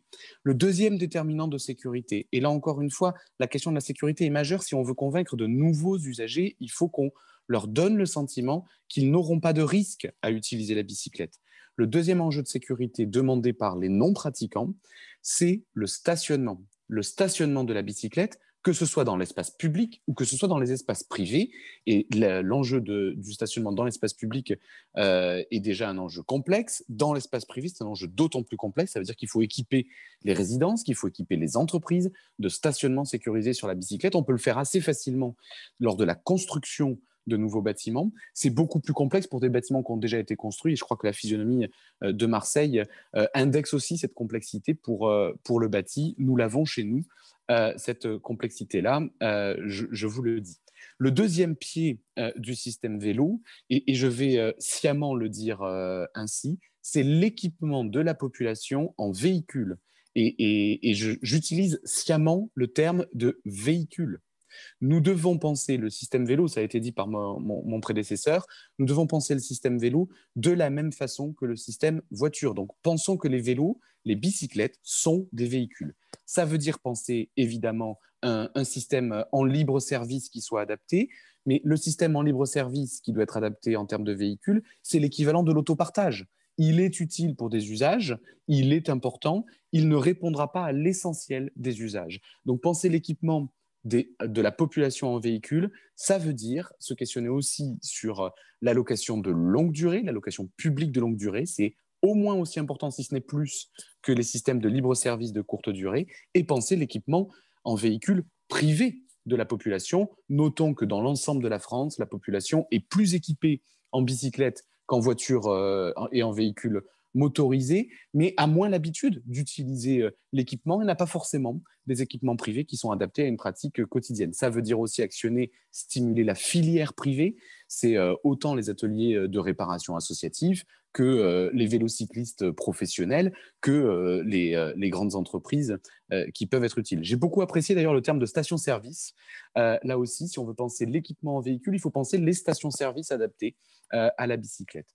Le troisième pied du système vélo, qui me semble très important, et qui est souvent sous-estimé, c'est celui sur l'accompagnement au changement. Parce que si nous devons réadapter nos villes, nos territoires à une part modale à 20%, vous imaginez bien qu'une ville où il y a 20% de part modale cyclable ne se pratique pas de la même façon qu'une ville où il y a 4% de part modale de la part cyclable. Donc il faut accompagner le changement de comportement et c'est un levier qui me semble essentiel. Il y a des outils pour ce faire. Le premier, et j'insiste là-dessus, c'est l'éducation de la population à la conduite de la bicyclette. Non, ce n'est pas naturel. On ne naît pas en conduisant une bicyclette, comme on ne naît pas en conduisant un véhicule motorisé. Ça s'apprend. Et on ne conduit pas une bicyclette de la même façon dans le périurbain et dans le cœur d'une urbanité. Donc l'enjeu d'éducation est important. Il y a des nouveaux outils puisque nous avons obtenu le fait qu'il soit désormais obligatoire avant l'entrée en sixième d'apprendre le savoir marcher et le savoir rouler à l'école. Il faut se mobiliser pour que les jeunes apprennent. Il faut aussi se mobiliser pour que les adultes apprennent.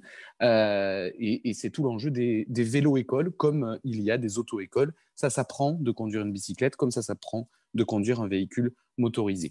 Le deuxième enjeu d'accompagnement au changement, c'est le code de la rue. Je ne vais rien vous apprendre, mais l'apaisement des vitesses autorisées, la généralisation du 30 km/h, voire du 20 km/h et des zones de rencontre, les doubles sens cyclables, les plans de circulation en marguerite sont aussi des outils qui permettent de faire progresser la conscience que nos voiries ne sont pas des routes, nos voiries sont des rues. Et qu'une rue, ça se partage entre des usagers qui sont différents, ceux qui sont en véhicule motorisé, évidemment, mais avant tout, ceux qui sont à pied, ceux qui sont à bicyclette, ou ceux qui ont des usages dans la rue, qui sont autres que des usages circulatoires, qui sont les usages de la rencontre. La rue, c'est aussi un espace public. C'est un espace où on se rencontre. Ce n'est pas qu'un espace de circulation, même si la circulation est faite à bicyclette. Le troisième enjeu d'accompagnement au changement, c'est évidemment les stimulus plus économiques, financiers, le forfait à mobilité durable qui peut être utilisé, mais ça veut dire de travailler avec les acteurs économiques, avec les employeurs pour généraliser ce forfait à mobilité durable. Et puis, dans l'accompagnement en changement, j'insisterai aussi sur le festif. Sur le festif pour redonner à la bicyclette une image de plaisir, de santé et j'irai même jusqu'au gros mot de liberté. De liberté parce que la force des véhicules motorisés, c'est de nous avoir fait croire que c'était un outil de liberté. Il nous faut donner à voir, donner à sentir, donner à tester que la bicyclette est un outil de liberté et de plaisir pour nos vies au quotidien. Le système vélo, penser le système dans son ensemble, quand on veut faire une bascule de part modale rapidement, il faut nécessairement le penser dans son ensemble. Évidemment, il y a les infrastructures, je l'ai dit, c'est tout l'enjeu sécuritaire sur les pistes et sur le stationnement. Il y a tout autant l'enjeu des équipements en véhicule et l'enjeu de l'accompagnement au changement. Permettez-moi de vous le livrer. La deuxième chose que je voudrais dire, je crois qu'il me reste 3 minutes. La deuxième chose que je voudrais vous dire, c'est que pour atteindre 20% de part modale, le premier déterminant, c'est effectivement d'assumer l'ambition. C'est d'assumer l'ambition parce que assumer l'ambition, c'est la condition pour nous permettre très collectivement dans nos communautés de vie, dans nos communautés de territoire, de changer d'imaginaire. Le premier déterminant, c'est de parvenir à changer l'imaginaire. Fondamentalement, ce qu'il va nous falloir apprendre à faire, c'est de partager l'espace public. De partager l'espace public, un espace public qui a été depuis 50 ans, dans tous les territoires, à Marseille comme ailleurs, un espace public qui pendant 50 ans a été organisé pour les véhicules motorisés. Et moi, je veux vous mettre en garde, ou peut-être en peine, je suis désolé, je ne sais pas, sur tous ceux qui vous disent qu'il ne faut pas opposer les modes de déplacement. Alerte! Il ne s'agit pas d'opposer, il s'agit de partager l'espace public. Mais si nous ne partageons pas l'espace public, nous ne pourrons pas faire un report modal efficient. Fondamentalement, la question du partage de l'espace public, et tout le monde le comprendra, c'est une question de foncier. Si on veut qu'il y ait plus de place pour la pratique cyclable ou pour la marche, on ne va pas détruire des bâtiments pour trouver de la place.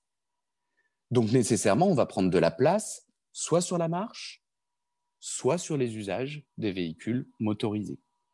Donc fondamentalement, il faut assumer ce parti pris.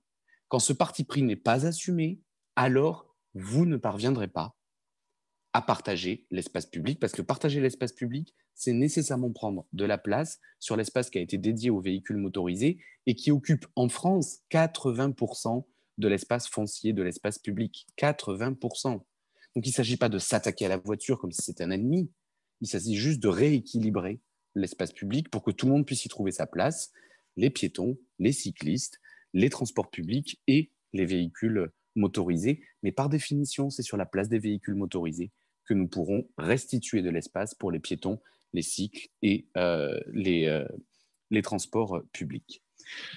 Si on veut changer l'imaginaire, moi, je vous invite, je nous invite, en tout cas, c'est le témoignage de ce que nous avons vécu dans le territoire grenoblois en 2014, quand nous sommes arrivés aux responsabilités après une alternance. Nous avons constitué un processus qui a duré plus d'1 an, où nous avons donné carte blanche à ce que nous avions appelé un comité de concertation vélo.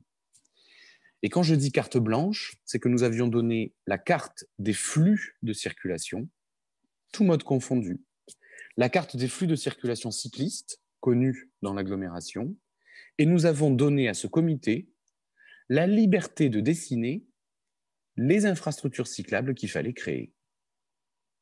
Par où elles devaient passer, quel était leur gabarit, quelle était leur qualité. Et donc, ce comité, pendant 1 an, a travaillé. On avait utilisé le terme d'autoroute à vélo. Ça a créé beaucoup de débats médiatiques, pas toujours faciles et un peu rugueux. Mais ce comité a travaillé et nous a expliqué ce qu'était une autoroute à vélo, en nous disant il faut qu'il y ait 4 mètres minimum, il faut qu'il y ait des stations-service, il ne faut pas que ce soit des autoroutes comme dans les années 70, il faut qu'elles s'inscrivent dans son environnement. Donc, il faut qu'il y ait des arbres, il faut que ça permette de reprendre la qualité des espaces publics pour la marche à côté. Ils nous ont fait un cahier des charges de ce qu'étaient des autoroutes à vélo et ils ont dessiné où devaient passer ces infrastructures cyclables métropolitaines. Ils ont dessiné où devaient passer ces infrastructures cyclables métropolitaines et le cahier des charges de comment elles devaient être réalisées. Alors évidemment, ça a fait beaucoup de débats quand ils ont rendu leurs travaux. Parce que nous leur avons laissé 1 an carte blanche pour rendre les travaux et qu'après, la collectivité se mette en situation d'étudier est-ce que c'était réalisable, comment c'était réalisable, combien de financement public il allait falloir y consacrer. Mais d'abord, nous avons laissé carte blanche à ce comité. Et ce comité, volontairement, nous l'avions composé avec 3 tiers. Je ne sais pas si ces 3 tiers sont des proportions adaptées. Je vous livre notre expérience. Notre expérience des 3 tiers, nous avions fait un premier tiers qui était composé d'une part d'élus, de toute sensibilité confondue, et de ce que j'appelle les professionnels du vélo, c'est-à-dire les professionnels soit des vélocistes, soit les associations cyclistes qui avaient une connaissance, une expertise de ce qu'il fallait faire. Ça, c'était le premier tiers. Le deuxième tiers, ça a été des habitants utilisant la bicyclette qui ont été tirés au sort. Et nous avions pris soin que ce tirage au sort il soit représentatif en genre et en diversité d'âge. Ça commençait à 18 ans, ça finissait à 77 ans, le tiré au sort, et nous avions 50% de femmes et 50% d'hommes. Ça, c'était le deuxième tiers, tiré au sort parmi des usagers réguliers de la bicyclette. Et le troisième tiers, c'était des représentants des associations d'habitants, des unions de quartier ou des conseils consultatifs que les communes avaient composés. Et ce tiers-là, nous leur avions demandé de nous envoyer des représentants en leur demandant que ce soit des représentants qui ne pratiquaient pas la bicyclette. De façon à ce que les pratiquants de la bicyclette, les non-pratiquants de la bicyclette discutent ensemble de quels étaient les itinéraires et quel était le cahier des charges des infrastructures et du système vélo qu'il nous fallait créer. Et le fait qu'il y ait ce dialogue pendant 1 an fait qu'il y a eu un imaginaire qui s'est renversé. Et que la proposition qui nous a été faite par le comité vélo, je dois vous le dire, je pense que aucun technicien de la collectivité n'aurait imaginé quelque chose d'aussi ambitieux. Je pense que votre serviteur, qui en était le pilote par la suite dans la réalisation, n'aurait pas osé un plan aussi ambitieux que ce que les citoyens ont écrit. Parce qu'ils ont réussi à changer d'imaginaire et ils nous ont obligés à changer d'imaginaire. Alors par la suite, évidemment qu'on a eu des débats rugueux, parce que ce changement d'imaginaire, il ne se fait pas toujours avec facilité. Mais encore une fois, si on ne conçoit pas le système vélo pour atteindre 20% de part modale, si on le conçoit avec des objectifs qui sont peu ambitieux, on ne pourra pas réussir. voire on fera des erreurs parce qu'on concevra des infrastructures cyclables qui viseront 4, 5, 10% et qui seront inadaptées, si elles réussissent, à recevoir le report modal qui est recherché. Il y a un troisième levier que je voulais vous dire dans le changement d'imaginaire. C'est celui d'utiliser toute la force d'une autorité organisatrice des mobilités, toute la force d'un plan de déplacement urbain. Parce que quel que soit qui est gestionnaire de la voirie, j'ai entendu le débat précédent. Moi, je suis d'un territoire où dans la métropole de Grenoble, c'est la métropole qui est gestionnaire de la voirie pour les 49 communes. Mais j'étais président d'un syndicat mixte où il y a 2 autres intercommunalités et où le département est gestionnaire de voirie, les communes sont gestionnaires de voirie, etc., etc. Ce que je veux vous livrer, c'est qu'une autorité organisatrice des mobilités, même si elle ne gère pas la voirie, et c'était le cas et c'est toujours le cas du syndicat des mobilités de l'aire grenobloise, s'il ne gère pas la voirie, un plan de déplacement urbain, il est prescriptif et il s'impose à tous les acteurs.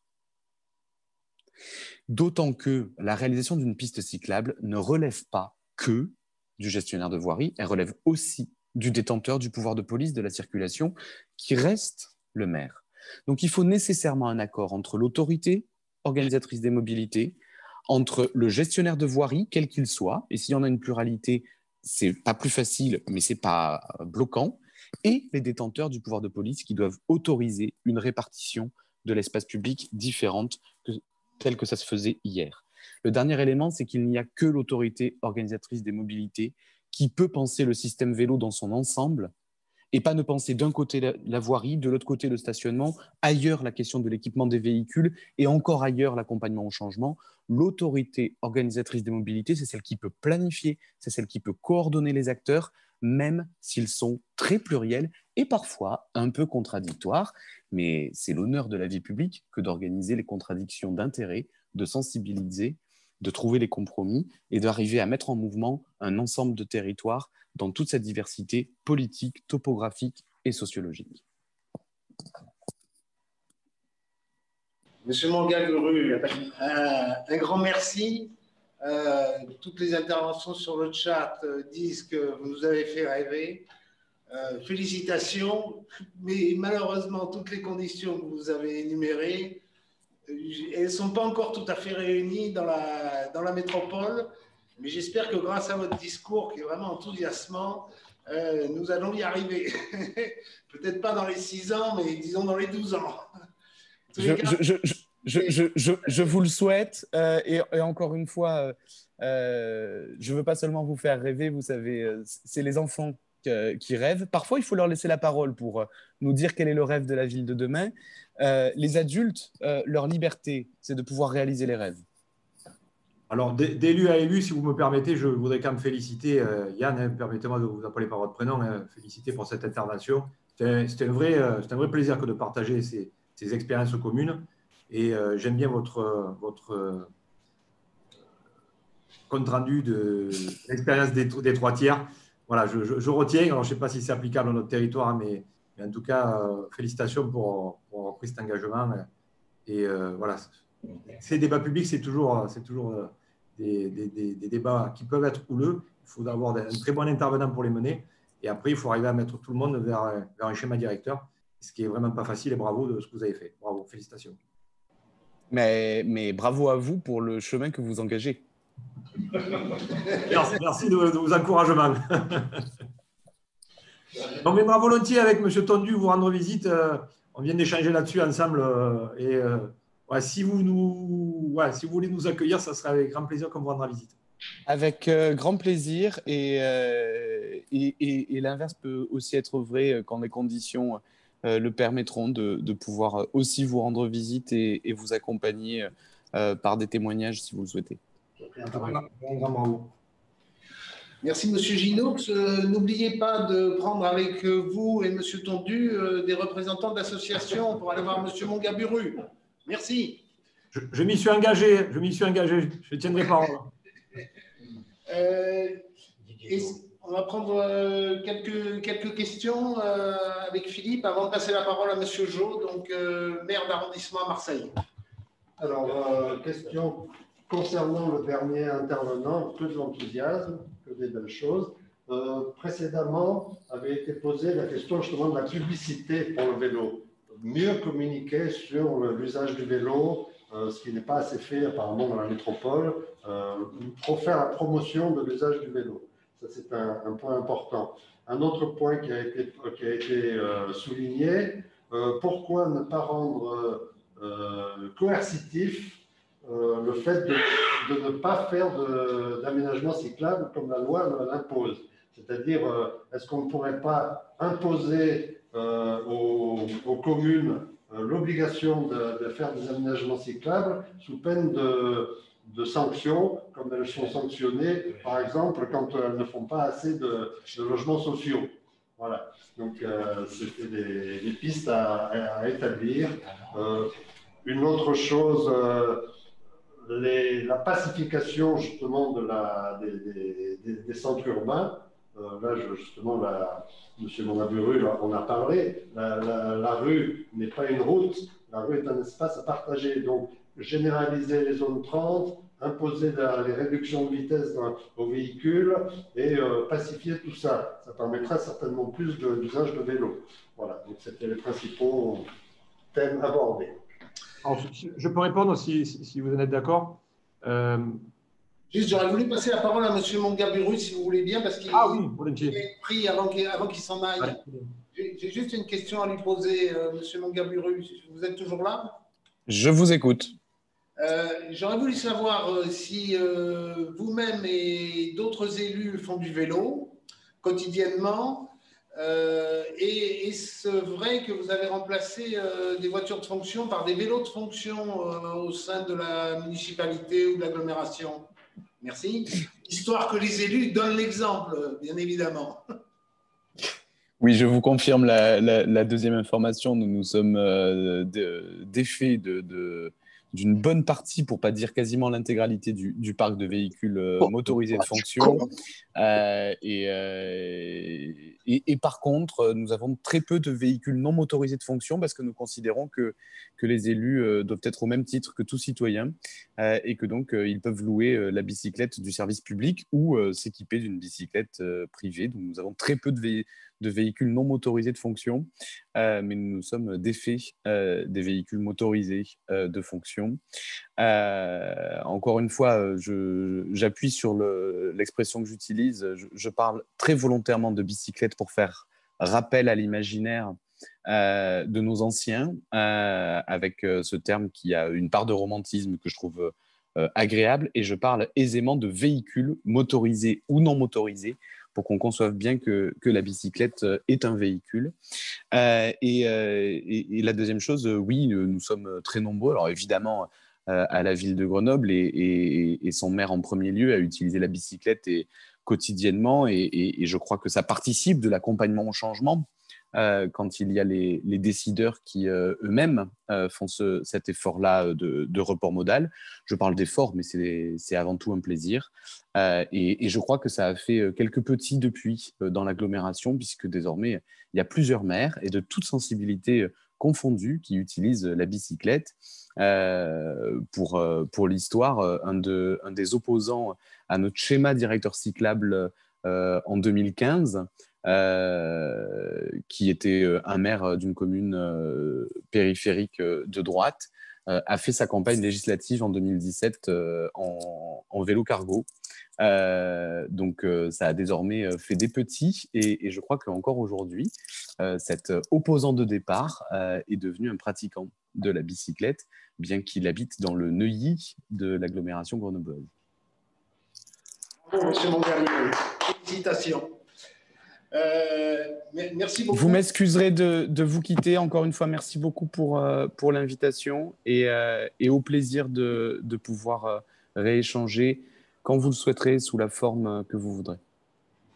Un grand merci. À une prochaine fois, j'espère. Et on va passer la parole à M. Jo, donc maire des 4e et 5e arrondissements de Marseille. Donc, qui vient de prendre ses fonctions au mois de juin et qui a la volonté de développer la bicyclette et les véhicules non motorisés dans son territoire. Je vous laisse la parole, M. Jo. Merci beaucoup. Bonjour à tous. Vous m'entendez bien? Très bien. Parfait, je vous remercie. Donc, je remercie évidemment le collectif Ramdam pour cette invitation. J'en suis très, très heureux d'être parmi vous. Bon, bravo à Monsieur Mangabourou d'avoir fait cette intervention très, très positive et enthousiasmante, évidemment.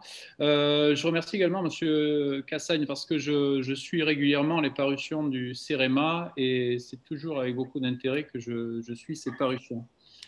Donc voilà, je suis moi-même cycliste, hein, je suis très intéressé depuis très longtemps, enfin je suis cycliste depuis mon adolescence.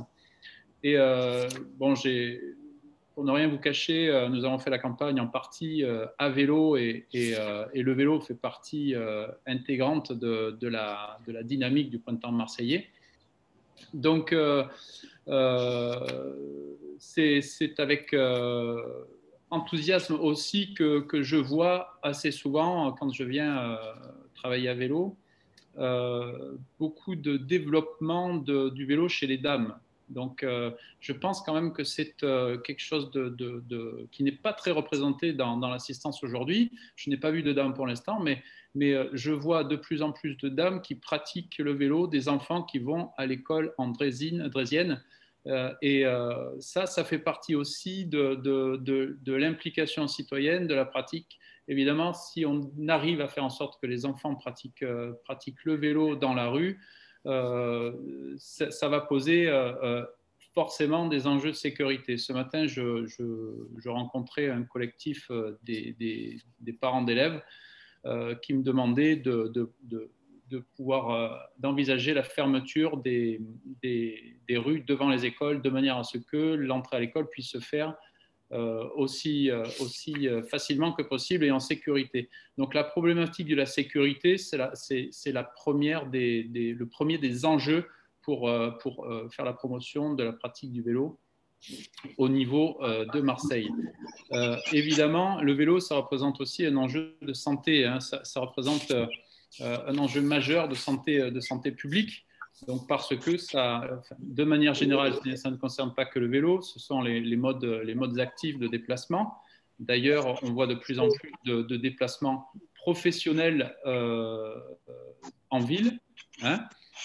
Et il y a évidemment l'enjeu énorme de transformation de la ville, tout simplement, transformation écologique et sociétale, avec pour nous à Marseille la revitalisation des cœurs de village. Et comment peut-elle se faire? C'est évidemment en facilitant la pratique des modes actifs de déplacement au cœur des villages. Parce que Marseille, vous savez que Marseille est composée de 117 villages. Donc voilà, moi en tant que maire de secteur, si vous voulez, je vais viser cette promotion-là de manière à permettre à tous les modes actifs de déplacement de pouvoir se faire en sécurité. Et à Marseille, nous avons une situation particulière qui a été déjà exposée aujourd'hui. C'est le millefeuille administratif, c'est-à-dire qu'en tant que mairie de secteur, notre rôle, c'est la proximité, et nous devons nous mettre en charnière avec, d'une part, la mairie centrale, d'autre part, la métropole, et puis accessoirement le département. Donc, c'est cette superposition de strates qui fait qui multiplie finalement les difficultés, même si nous avons rencontré dernièrement avec Madame Gassian, l'adjointe mobilité à la mairie centrale, la métropole qui nous assure de vouloir travailler au mieux avec nous pour développer justement des axes structurants et développer la pratique des modes actifs de déplacement en ville. Donc, en fait, je pense que, et j'ai demandé ça à la métropole, il est important d'inverser la priorisation des modes de transport. Marseille a été une ville qui a été dédiée à la voiture pendant des décennies, ce n'est pas un secret. Et je pense qu'il faut absolument envisager l'inversion de cette priorisation en affirmant, et de concert avec la mairie et la métropole, la priorité aux modes actifs, aux modes doux de déplacement, c'est-à-dire les piétons et les vélos, doivent devenir prioritaires. Et pour cela, nous sommes, bon, je l'ai déjà demandé, nous sommes en lien étroit avec Audrey Gassian de manière permanente pour échanger sur ces sujets-là et demander une nouvelle façon de communiquer. Monsieur Mangaburu l'a envisagé tout à l'heure, communiquer avec la population de manière à affirmer la suprématie, la nécessité de sécurité et de prioriser les piétons et les cyclistes par rapport aux voitures parce que nous vivons au quotidien une agressivité qui est assez importante. Et évidemment, par répercussion, ça pose la question des aménagements et de la sécurité de ces aménagements, ainsi que toute la signalétique, etc. Bon, voilà. Donc, pour cela, pour être cohérent, nous avons construit un lien entre les adjoints des mairies de secteur à la mobilité et évidemment l'adjointe à la mobilité à la mairie centrale. Donc, nous essayons de construire, de faire système de manière à déjà, entre mairie centrale et mairie de secteur, construire une cohérence de manière à être en interlocution avec la métropole et avec donc la volonté qu'a la métropole de vouloir avancer sur ces sujets. Nous allons construire aussi rapidement que possible des relations qui permettent d'avancer rapidement. J'insiste sur la rapidité dans l'état de crise sanitaire, hein, j'insiste sur cette rapidité nécessaire pour construire à la fois des axes structurants et également des aménagements dans le centre-ville et plus particulièrement dans mon secteur, des aménagements qui permettent l'augmentation et viser les 20% de part modale parce qu'on part de très très loin. Je crois que nous sommes autour de 2,5 de part modale du vélo et c'est très très très insuffisant. Voilà, donc en tant que maire de secteur, mon rôle c'est la proximité, c'est de rencontrer les acteurs. J'ai dans la semaine rencontré le collectif Vélo en Ville, de manière à ce que nous puissions travailler ensemble. J'ai proposé également à la métropole, lors des finalisations de travaux, de faire intervenir le collectif Vélo en Ville de manière à faire un échange d'expériences avec des usagers qui ont la compétence de l'usager, tandis que la métropole a la compétence technique. Et cet échange de compétences ne pourra avoir que des fruits à la fois beaux et mûrs. Voilà. Donc, en tant que maire secteur, voilà, je vise, si vous voulez, une relocalisation, une valorisation des cœurs de village, de manière à ce que, d'une part, les gens puissent, sur des axes structurants, accéder au centre-ville qui génère, qui fait emploi, et d'autre part, de pacifier en, évidemment, favorisant les modes actifs et végétalisation, etc., faire des études sur la place de la voiture, essayer de faire en sorte de sécuriser des endroits charnières et stratégiques comme les écoles, de manière à faire cette promotion d'une ville apaisée, une ville fraîche et propice au développement de la part modale, des modes doux et bien sûr du vélo. Voilà, je crois que j'en ai à peu près terminé. Voilà, j'ai fait le tour de mes notes. Merci beaucoup, Monsieur Jo. Je retiens que vous allez chercher, j'espère que vous allez y arriver, à prioriser le vélo et les piétons, ce qui est une excellente chose. Et je vous remercie de votre intervention. Je vais passer la parole, compte tenu du timing que nous avons, à Jean-Yves Petit, donc président de Ramdam, qui va conclure cette table ronde. Mais merci à tous les intervenants. Écoutez, si au début on pouvait avoir un regard pessimiste sur le fait de dire 20%, que c'est compliqué, au bout du compte, lorsque j'entends les uns et les autres, et lorsque on connaît un peu notre métropole et les documents qu'elle a pu voter, je me dis, on n'est pas si éloigné de cette capacité à pouvoir faire et à pouvoir réaliser un certain nombre de choses.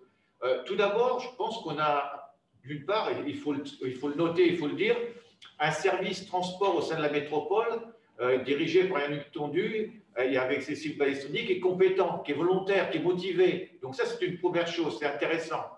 Deuxième chose, c'est un peu la découverte du jour, c'est qu'on a un conseiller métropolitain chargé du schéma d'ensemble de la voirie qui semble lui également motivé et qui est prêt à travailler avec ce réseau associatif. Et donc, je voudrais l'en remercier et qu'il sache qu'on n'a pas oublié ses propositions et je sais bien qu'il ne les oubliera pas et qu'on va travailler avec lui avec beaucoup d'intérêt. Ensuite, on parle d'un système global, mais faisons référence au plan de déplacement métropolitain qui a été voté, non, il n'est pas encore voté, et, enfin du moins il n'est pas encore mis en œuvre. Mais sur la partie cyclable, on évoque ce système global. Donc, politiquement, c'est quelque chose d'acté au sein de la métropole. Ensuite, lorsqu'on parle, et c'est Jérôme Cassagne qui évoquait cela, de baisser la vitesse. En fait, au bout du compte, de revoir le stationnement. Au bout du compte, de mettre en place une certaine rupture dans le partage de la voirie. Mais l'agenda de la mobilité métropolitaine qui a été voté à l'unanimité par les conseillers, par la précédente majorité du Conseil métropolitain, eh bien, prévoit cette rupture. Politiquement, on peut dire que c'est quelque chose qui est acté. Reste à le concrétiser. Je reconnais que ce n'est pas une mince affaire et que c'est pas gagné à 100%. Pour autant, on ne part pas de rien. Ensuite, le financement pluriannuel. Mais nous l'avons, le financement pluriannuel. Depuis le vote du plan vélo métropolitain avec ses 60 millions sur 5 ans. Par contre, ce que nous souhaitons, c'est qu'il y ait une ligne budgétaire dans le budget de la métropole qui soit bien dédiée au mode actif vélo, piéton, et que ça serve exclusivement pour ces modes actifs. Ça, c'est quelque chose qui doit transparaître dans le futur budget. Et puis, la concertation. Alors, nous étions dubitatifs sur ces derniers mois, ces dernières semaines, mais nous terminons ces 2 matinées en étant plutôt optimistes, tant de la part de M. Guigonetto que de la part de M. Ginoux. Donc, on pense qu'on va pouvoir enfin travailler ensemble, faire part les uns et les autres de nos propositions et de nos volontés. Après, c'est vrai que nous avons 2 problèmes qu'on pourrait mettre en avant. D'abord, pour convaincre l'usage du vélo, encore faut-il aussi convaincre l'usage des transports collectifs. Or, Marseille, on parle souvent de l'hypercentre, mais celles et ceux qui habitent dans la périphérie de Marseille, bien souvent font face à des transports collectifs insuffisants ou inexistants, et de fait, deviennent des captifs de la voiture. Et peut-être aussi, à partir de là, vu les kilomètres et les distances, il n'est peut-être pas aussi aisé que cela de passer sur l'usage du vélo. Donc, il y a quand même quelque chose à faire au niveau du réseau de transport collectif sur Marseille, bien entendu, et sur la métropole. Et puis, bien entendu, on est une métropole où les liens, notamment en transport collectif intercommunal, ne sont pas à la hauteur des enjeux d'une métropole. Rappelons que si vous voulez vous déplacer tôt le matin ou après 18, 19 heures ou 20 heures selon là où vous habitez, il n'existe plus rien. Donc, il y a aussi quelque chose à construire en parallèle qui ne soit pas uniquement sur le vélo, mais qui soit également sur les transports collectifs et qui permettent de réduire l'utilisation de la voiture. Ça aussi, et puis bien entendu, ça suppose qu'on peut avoir l'usage du vélo en amont ou en aval de l'utilisation du transport collectif. Et puis, après, Yannick Tondu en a parlé, Yann Mongaburu également, c'est la compétence voirie. Alors, c'est vrai, on peut dire, on peut y arriver malgré cette compétence voirie éclatée. La crainte qu'on peut avoir, c'est le fait qu'on perde beaucoup de temps. Enfin, si c'est le prix à payer, mais qu'on arrive à avancer, pourquoi pas? Cela étant, j'ai eu un échange avec le département tout à l'heure, avec M. Pochon, entre autres, mais également avec la métro, sur les délais pour réaliser une piste cyclable. Des fois, j'en arrive à me demander si on ne va pas avoir le même temps que pour construire une voie ferrée. C'est-à-dire que ma crainte, c'est qu'on soit sur des délais qui soient très longs. Et ça, ce n'est pas possible.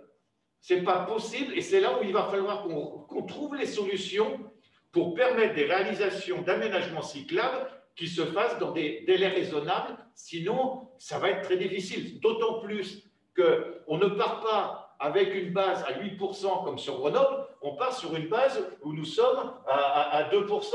Donc, le challenge est quand même plus difficile à réaliser et que la masse critique à atteindre pour faire en sorte que les piétons, enfin que les piétons, la masse, ils l'ont déjà parce qu'ils sont à 39%.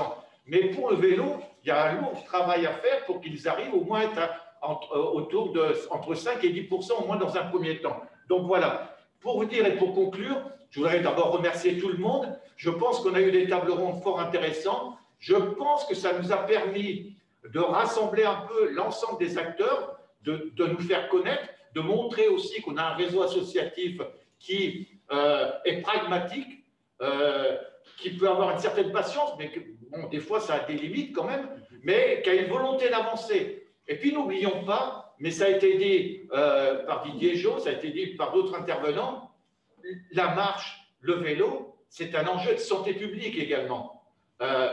N'oublions pas le coût payé par l'État, par la nation, sur les conséquences de la pollution de l'air. Donc là aussi, on n'est pas à côté de la plaque, on est bien dans le sens de l'histoire. Voilà, je voudrais vous remercier beaucoup à toutes et à tous et à très bientôt parce qu'il y aura des suites.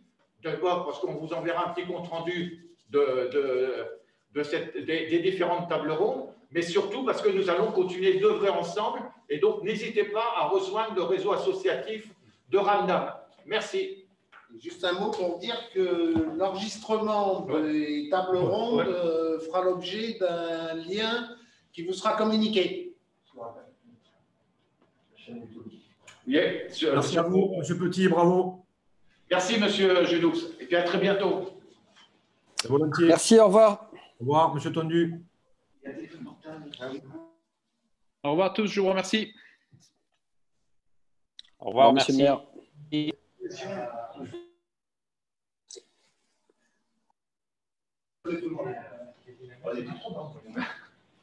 Merci à tous.